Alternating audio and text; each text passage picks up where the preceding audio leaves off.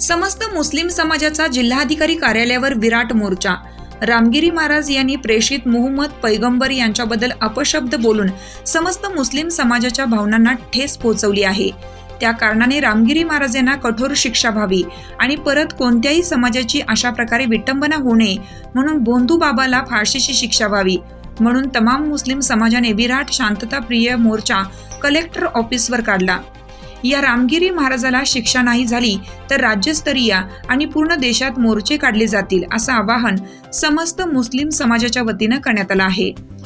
यामध्ये सहभाग शाहनवाज मुजावर, राईस मुजावर, मुबारक मुल्ला, बंडू मुल्ला, मोहम्मद अली मुजावर, कुंभोज, मुनीर जमादार हेरले आदी होते। हिरकणी न्यूज करिता डॉक्टर मुख्तार मुजावर, कोल्हापूर।